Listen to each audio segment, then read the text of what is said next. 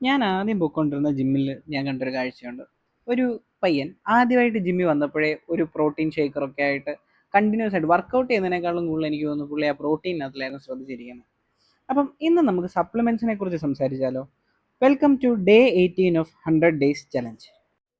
Supplements എന്തിനാന്ന് ചോദിച്ചാൽ അത് സപ്ലിമെൻ്റ് ചെയ്യാൻ വേണ്ടിയുള്ളതാണ്. നമ്മൾ കഴിക്കുന്ന ഫുഡിൻ്റെ അകത്ത് നമുക്ക് കിട്ടാത്ത കാര്യങ്ങൾ നമുക്ക് ബോഡിക്ക് ആവശ്യമുള്ളത് നമ്മൾ എക്സ്ട്രാ ബാലൻസ് ചെയ്ത് കൊടുക്കുന്നതിനെയാണ് നമ്മൾ സപ്ലിമെൻറ്റ്സ് എന്ന് പറയുന്നത്.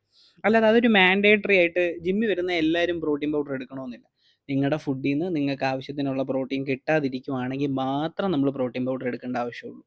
അതുപോലെ ഏതൊരു സപ്ലിമെൻ്റ് ആണല്ലോ, ഇപ്പോൾ ഫിഷ് ഓയിൽ ആണെങ്കിലും ക്രിയാറ്റിൻ ആണെങ്കിലും എല്ലാം നിങ്ങളുടെ ഫുഡിൽ നിന്ന് നിങ്ങൾക്ക് കിട്ടുന്നില്ല എന്നുണ്ടെങ്കിൽ മാത്രമേ അത് സപ്ലിമെൻ്റ് ചെയ്ത് കൊടുക്കേണ്ട കാര്യമുള്ളൂ. പിന്നെ നമ്മൾ ശ്രദ്ധിക്കേണ്ടതെന്ന് പറഞ്ഞാൽ നമ്മൾ ഏതൊരു സപ്ലിമെൻ്റ് എടുത്താലും നല്ല എവിഡൻസ് ബേസ്ഡ് ആയിട്ടുള്ള, അതായത് നല്ല ലാബ് ടെസ്റ്റഡ് ആയിട്ടുള്ള സാധനം വാങ്ങിക്കാൻ നോക്കണം. ചുമ്മാ നമ്മൾ എവിടെയെങ്കിലും ഒരു പരസ്യം കണ്ടെന്നോ നമ്മളല്ലെങ്കിൽ ഏതെങ്കിലും ഒരാൾ പ്രൊമോട്ട് ചെയ്യുന്നത് കണ്ടെന്ന് പറഞ്ഞുകൊണ്ട് നമ്മൾ വാങ്ങിക്കാൻ നിൽക്കരുത്.